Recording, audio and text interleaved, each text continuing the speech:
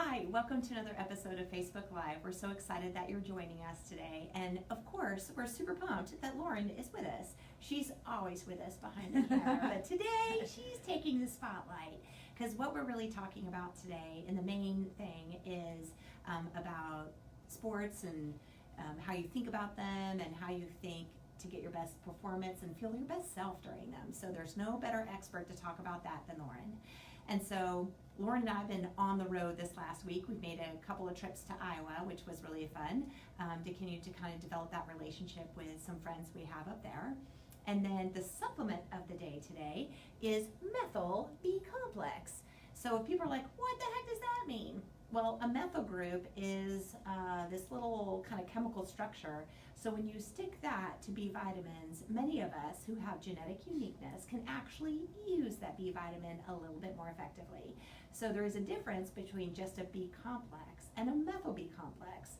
So because 50% of the population has a genetic mutation in their ability to methylate folate in its natural stores, that's a mouthful. Just know that a lot of us actually need this special B complex. So that is what we check for here, because if you don't have that methyl group, then a lot of times you can't use those B vitamins like you should, and then you don't feel as great. So if you're gonna spend money on a supplement, then let's do one that works. So just to let you know, that is what the difference between that methyl B complex is. And then also to highlight a couple of other things, just to remind you, is we started our walking group. And so we do that at 7 o'clock on Wednesdays. It's free. We meet outside the Wellness Center and walk around, and the interns are kind of guiding that for right now, which we're super excited. And they continue to be with us until May. And in mid-May, we also have our blood drive. Super excited about that as well. Help the world be a better place. And all those boys that we have the opportunity and honor of taking care of, if they need to donate blood, this would be an awesome time. All you have to do is drive up, sit in the truck, give some blood, have a great day. So can't make it easier than that. And then our boxing stuff, we kind of kicked off this last Saturday. We had super fun there. I led class, and gosh, love it. I'm sorry that I did 2 legs at once and 2 upper body at once. So afterwards I was like, oh, I should have totally jazzed this up a little bit, but gosh, love it. Your legs and your arms were sore. So we did get stronger to start out with. And I think we already have had a couple people sign up to be part of that with us. So it's open to everyone if you want to, come and join and kind of exercise with purpose and get your body to a great place and feel good between your mind and your body. And then we want to continue to congratulate everyone who's working towards that goal of being a stronger, leaner version of themselves, whatever that is. And that 5 pounds of fat is a lot. So that is something to really feel super excited about. So then the next thing, I think that was pretty much everything. Women's strength training. Don't forget, that's starting up here very soon as well.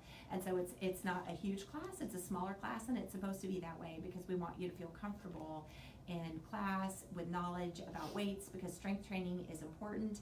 And I think definitely as females, I did not get a lot of strength training guidance in my younger years. And as I age, I just don't like to do things that I am not, although I'm becoming much more like whatever, kind of letting go. It's kind of the opposite, I think, of what a lot of folks do. And a lot of folks get more scared and they just don't try to do things they don't feel good at. But we want you to feel great at that because strength training is important. So don't forget to sign up for that. And so with that being said, I think I'm going to hand off the rest of the conversation to Dr. Lauren, because she rocks, and just hear so many things that she says. And Deb, the awesome Deb, is behind the camera, and so you may hear her voice too as she prompts questions. So I am going to step out and let Lauren do her thing. Okay, yay! So thank you, Sam. No problem. And so as Sam mentioned, we're just going to talk a little bit about the sport experience. And this has kind of come up with folks who've been talking to us just about, how do I get my child to truly enjoy the sport experience? Or as a family, we're just really caught up in the sport experience and maybe everyone's having a good time or no one's having a good time right now. And just how do we get through that? So Deb is kind enough to filter any questions and send some out to me kind of as we go along. I like to make all of my talks and presentations very conversational, so I'm happy to answer any questions that people have in mind if they start to hear things that might ring a bell or kind of set off a reminder, for themselves with their own family. So I had probably mentioned a little bit of my background. I did my master's in sports psychology and my PhD in health and psychology of physical activity. So I worked with athletes and worked with families and teams and just had a wonderful experience learning about the psychological experience of sport.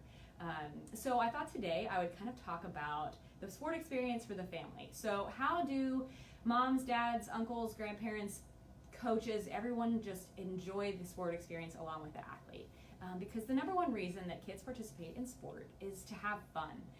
And that's what we want for our kids. We want for our kids to learn a sport, to gain skills and mastery, and hopefully develop some good experiences along the way, learn some lessons in how losing can teach us some different lessons and how winning can teach us some different lessons, and something that will just carry on for a lifetime. I talk to a lot of folks now, and in my experience with working with the college population, who kids that have to kind of seek out sport experiences because they were such an integral part, of growing up. So the first thing, or the first tip that I think I can give to folks is just to help their athletes develop a healthy attitude towards sport. And by that, I mean focus on skill mastery and development. Focus on your perception of the environment. So by that, I mean learning respect for the coach, learning respect for the referees and the umpires, and just learning that not every aspect of the game or of practice or of training is totally under their control.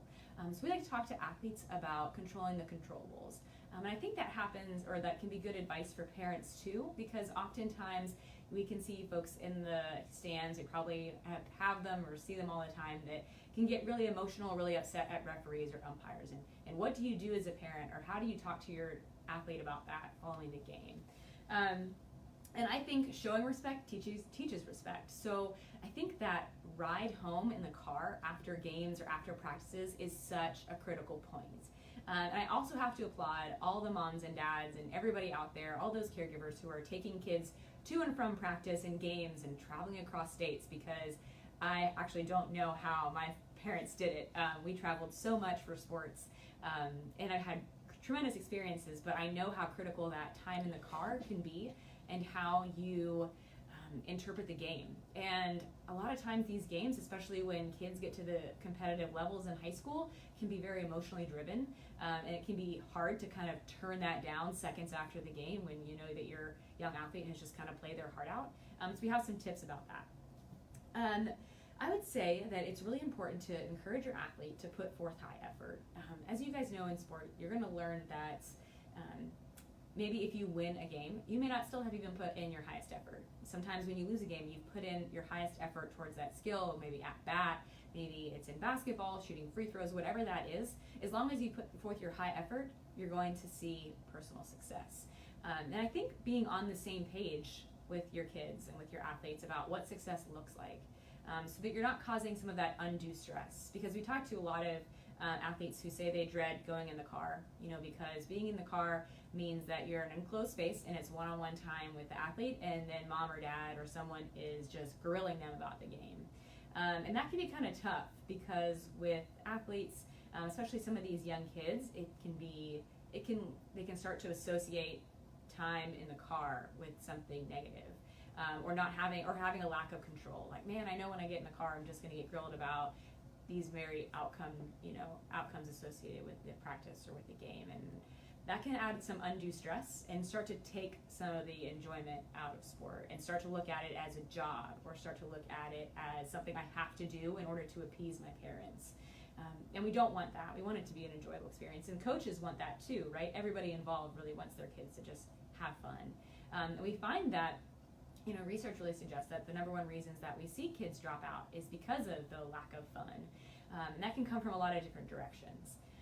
I think another tip for the car ride home is to allow the athlete to kind of bring it up, because you were both there, you both saw what happened. And I think especially when you start to see kids either specialize in sport or get to a more competitive level, at that point they know when they've made mistakes. They know what they've done wrong, and that's already resonating with them, and they're just starting to process it all right after the game. So I think as a parent, it's important to just have an open conversation, and to show love and to show concern, and whether it's a high five or a hug or just some kind words that I'm here for you, whether they win or lose, whether they had a bad performance or a good performance that you think that they put in high effort. I think it's just really important to have an open way to communicate with your athlete. I think another way is to, again, in order to teach respect, I think a lot of times showing respect teaches respect. So if you respect the coach's decisions, if you respect the umpire's decisions or the referee's calls, that shows your athlete that that's just what good sports, personship means. That's what being a good teammate means. That is really helpful. And I like to talk to athletes too about, you're going to have referees that you'll probably see again. And so if you have a negative attitude, if you throw, the ball or stomp away, that sticks with those referees. And there's no reason to give them reason to say, I know this athlete has a bad attitude. And so it's just always best to try and maintain poise and character. And that kind of comes through, I think, experience and seeing some bad calls or seeing things that don't go your way and knowing how to get back to your peak performance and get back to your zone of functioning. And I think another tip for the car is to avoid some of those comparisons. So sometimes you get in the car and there might be conversation that is directed towards, oh, you played great, but so-and-so, they really played better. So right away that's kind of taking value from that sport experience away from your athlete. Or saying the opposite and saying how much better your child performed than others. I think, again, to kind of show that is teaching it. And so if by chance the conversation does go in the direction of talking about fellow teammates, that it's important to point out the positives. Because I think a big part of sport, and especially team sports, is about learning to work with different personality types, folks with different leadership skills, folks of different skill levels, and again, looking at what success means. So success should mean not just an outcome goal or not an outcome goal. It should mean, what is it? So this season, I really hope to learn to be a better teammate. Well, how do I do that? And asking your athlete, what does it mean to be a good teammate to you? What's the culture like on your team? How do you pick people up when they've made mistakes, when you've made mistakes? What works for you? I think that just helps to generate some of the development of leadership skills and character. And I think, moms and dads and again, all these folks that are involved in that athlete process just play such an integral role, and I just, have to applaud them, and just being involved is so important. And again, having that arena for open communication, I think, is really just integral to your child's development as well as that sport experience. So those are some tips kind of for the car ride home. I know those can be really tough, and I know maybe right away, you know your child well, maybe they just need a few minutes to just let it sink in. And let it just process what happened, and they'll find the words to talk to you about it kind of when they feel comfortable. I think that also can kind of trickle into dinner time and that conversation with the whole family. So I think knowing those boundaries and talking to your athlete, because you think about it, if your kids are in that school age, that they've got 10,000 things they're doing all day, kind of just like you do. They've got things that they're worried about, whether it's a math test or a science test or biology, just kind of all these different things are going throughout their day, not to mention just kind of figuring out who they are and their identity in their middle school or high school, or grade school. So I think that directing conversation to sport, it might be advantageous to keep it just open to how their day was in general, or what they were able to think about while they're out there. Was there something on their mind that may have been influencing their performance? Were they thinking about a test or about their friendships or just about, drama or things going on? It helps, I think, to kind of unpack that book bag. It's kind of like how I describe it with athletes. It's just, what are we carrying around that's weighing us each day? And are we taking that to practice? Are we taking that into our games? Or can we lighten that load up a little bit before we go in to compete or to play or to train? And I'm sure many of you might be coaches out there, and you might see this from time to time. So I think it's important to have those kind of temperature readings, those check-ins, because I think it all goes back to kids having fun and trying to create the task involving or the mastery climate where we're focused on effort, we're focused on being good teammates, focused on our personal bests, and that winning is a nice byproduct, of all of us being together, connecting with others, and improving our skills. So just a couple tips that I like to talk to people about their sport experience. I don't know if we have any questions yet, but I can kind of keep going, Deb, if we're okay. We're okay right now. We're okay? Yeah. Okay. I'm going to check back here in my notes and see if there's anything. So I kind of mentioned that after the game, just that unconditional support. I'm sure that we all know people, or you've seen examples of this, where parents might think that their kids are kind of like, or their athletic performance of their children is an extension of their identity. And that can be really tough on an athlete. That can be really tough for a young one to think that mom or dad and the way that they interact with them is going to be based on how well they perform. And if they don't share the same goals that their parents do, that can be a really stressful situation where it might get to the point where the athlete just feels like they have to do it just in order to maintain or to improve their relationship with one or both of their parents. So I think that, that can be kind of a tough scenario. And I think, again, kind of that open dialogue and that open conversation are really helpful, because a lot of parents put in time, you put in money, you put in energy to your kids' athletic experiences, and it's understandable that parents want their kids to have the best experience they can have, the best coaches that they can have, develop to reach their potential and exceed expectations. That's totally understandable. But I think those sorts of goals are met when there's open communication and just the opportunity to make sure that athletes know that mistakes are part of the learning process. Everyone's going to make mistakes. And what we look at as a mistake, or call it a learning opportunity, and kind of avoiding that word failure, and avoiding that word or that scenario of just because this athlete had a bad game, or didn't make their free throws, or didn't interpret all the calls correctly, whatever that sport is, that's a failure. It's a learning opportunity. And I like to tell athletes too that, especially when young kids are in middle school and high school, every game seems like the end all be all. And I know especially they can get really competitive nowadays when kids start to specialize in sport, but that this is a game and this is an opportunity, and thinking about, going back to those reasons of why they did it and whether they are still enjoying it. And that in 10 years, you probably, unless you're gearing kind of towards that professional arena in sport, you might not remember exactly what that score was, or how many fouls that you had, or how many errors that you committed, strikes that you threw. But you'll remember all those times that you had with your teammates and the fun that you had, celebrating the win and being there for each other when things didn't work out the way that you wanted. So just a few other tips. I do have a question. Oh, yeah. What about parents coaching their own kids? Oh, that is a great question.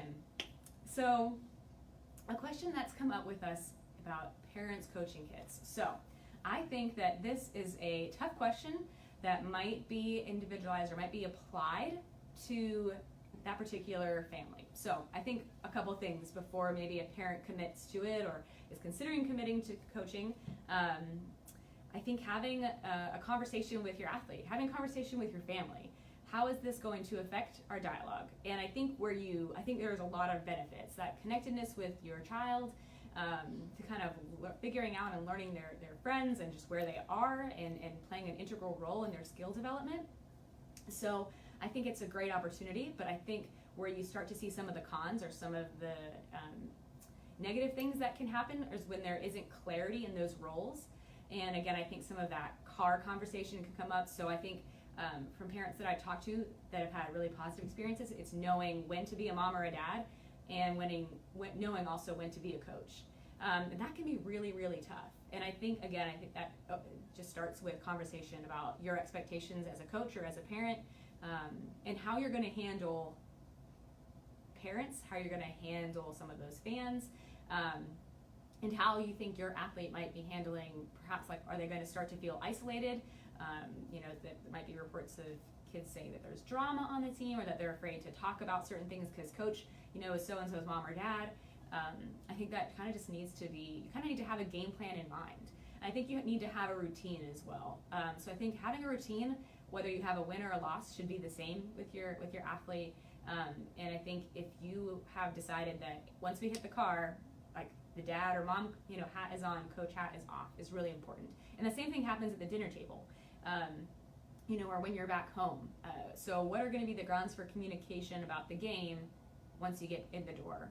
And I think that makes the spouse, the other, mom or dad in that scenario has an interesting role too. So it would be kind of tough if that other parent maybe was not on board, or was really, really involved and was kind of stirring up some of that conversation. So I think with the whole family on the same page, it can be really helpful. So I think that there's a lot of things to consider. I think it's a great opportunity, again, to get to know your athlete. And sometimes, these parents are keeping these teams afloat, and they're the reasons that kids can even compete. So I think that, again, having that sort of talk or conversation about the pros and cons and seeing if it's best for your family is going to work out. Okay. So Hopefully that answered the question. That's a pretty deep one, and it comes up a lot. It really does. But again, I just need to applaud all the parents out there who are invested enough to want to do it and to help keep those teams going and traveling, because nowadays it's really expensive to have athletes and AAU teams and things like that. So, Awesome. Thank you, Lauren. yeah, absolutely. I have a couple more other small points just to think about, and just, you know, I often tell parents who kind of are trying to form their identity as a parent of an athlete. And I think just being authentic and being honest, you know, with your athlete. Sometimes parents are, they have their kids involved in sports that they don't know anything about. And so they're not quite sure when to cheer, how to cheer, what's appropriate. So I think kind of reading up on all of that, and I think kids see that. Kids see how involved you are, and they remember if you're at their games. They remember you running alongside them or cheering them on in their race. Those are memories that they hold for a lifetime. So knowing that really has a profound impact, and you know, I mentioned we kind of see a drop off in physical activity when kids go to college, and I think a lot of, you know, the purpose of some of this youth development is that they find something that they truly enjoy, where they go to college and just happen to play some fun club sports and they get to know some of their friends a bit better. Just something that they can get interested in and not totally dread going to practice or totally dread, you know, that particular season. You want it to be as enjoyable as fun, because when it's enjoyable and it's fun, learning occurs. And when it's enjoyable and fun, there's less kind of stress on the parents, and there's less emotional turmoil that can really occur when you're focusing on those outcomes of the games. And these seasons are long nowadays, so it helps to enjoy the process, is another thing. Do we have any more questions, Ted? There was one more. Yeah. Basically, someone just wanted to know if there was any resources for parents that you know of. Yes, absolutely, absolutely. So I have a couple different resources here for you. Dr. Mary Fry is at the University of Kansas, and she's actually my advisor. She was my advisor when I was there, and she does a ton of research in youth sport, and there's a lot of great articles out there, work that she's done, and she's just tremendous. So she'd be a great person to talk to if you ever have any questions about youth sports in particular and physical activity. Also, the Positive Coaching Alliance is a great resource. They've got all sorts of articles and tips and books, and they have a website. And you'll notice they have kind of a whole advisory board, and you'll see a lot of familiar faces and a lot of names that you recognize, whether they're from the NBA or other professional organizations, that really just talk about how to be a great coach, how to be a great athlete, and how to just be a great parent. You know, just finding there's great resources for every role that kind of help with that sport experience, and that I think can help alleviate some of that stress associated with sport and competition and just kind of the overall sport experience. Yeah. Thank you. Awesome. Hi, that was it. All right, guys. I think we're about up. Trying to think of anything to kind of reiterate for Sam. So we've got all kinds of great programs happening. We've got the blood drive, we've got women's strength training, and we just really encourage everyone to take a look at our emails. If you don't get them, let us know, send us a message. We've just got some really great resources and some really great forms of support for patients, and you know that we all care so much about you and that we're all here for you on your journey. So let us know if you have any feedback or have any questions, how we can best support you in reaching your goals. We hope to see you all, especially now that the weather's warming up a little bit. We've just got some really fun things going on. Our interns are wrapping up here this semester, so we're loving, you know, all the programs that they've kind of helped us put together. And we hope to get some great attendance. And we thank all of the moms and all of the folks out there who helped with the KU, or with the Beauty in Bloom weekend. We just had a wonderful turnout, and Kathy taught the yoga class, and everyone just had a wonderful time. Oh, we have a question. Yes, Yeah. I had another question come through. Yeah.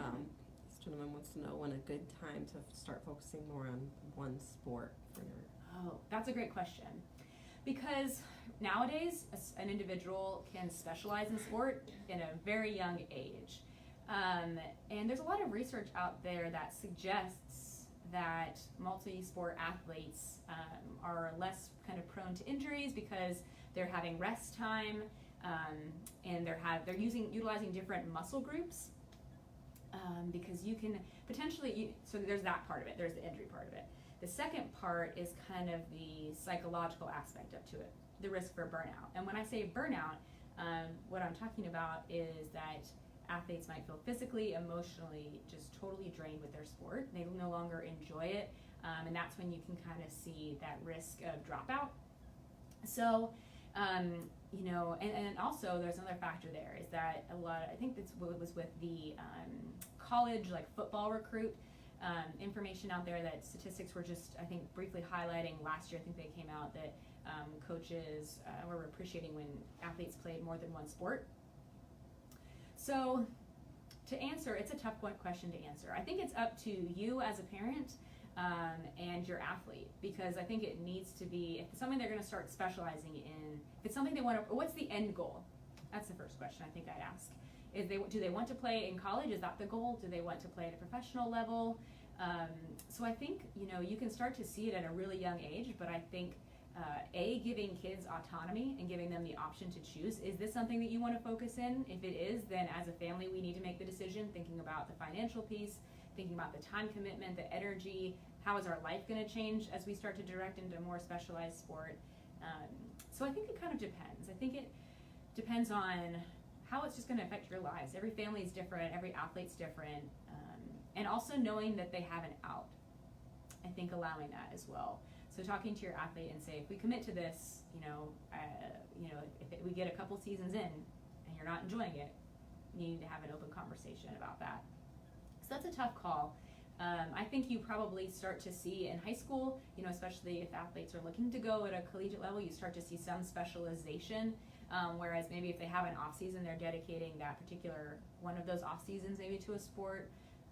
But I think it's just going to depend on your goals as a family, your athlete's goals, and just your values that you have and what's going to help you maintain those values. Yeah, so that's my answer. It's a tough one. It really is. I'm probably more on the side of multi-sport is for as long as you can, just to have something to enjoy and to take a break, and because their young bodies really need time to recover. And to not be under kind of that state of that chronic stress, which we know can be linked to burnout. And just to, you know, sometimes when you see some of the specialization in sport, you see athletes feeling isolated or starting to feel like the connections that they may have made, the friends they've made in school or on their other sports teams, they don't get to see them and they don't get to nurture those relationships, or they start to miss out on events, you know, that travel might take them away from things that they might be looking forward to that might contribute to their social development, which is, you know, something that you need to consider and talk to your athlete about. So I think it kind of depends, is kind of the long-winded answer. But I probably lean on more of the side of playing more than one sport until you kind of decided on a commitment or a goal that you have in mind. Thank you. Yeah, absolutely. Great. Awesome. Well, I'm so happy to answer any of these questions and more about sports psychology and just about enjoying the whole sport experience. Because, like I said, you know, as families, you spend a lot of time, energy, and money in this experience, and as kids start out just to have fun, and I think it's everybody's got a different path.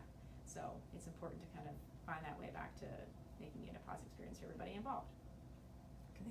Great. Awesome. Hope you guys have a good rest of your day and rest of your week. And again, please let us know if you have any questions, if you have any topics in mind that you would like for Facebook Live. A lot of our recent topics were ones that folks had sent in to us, so send them on in. All right. Thank you.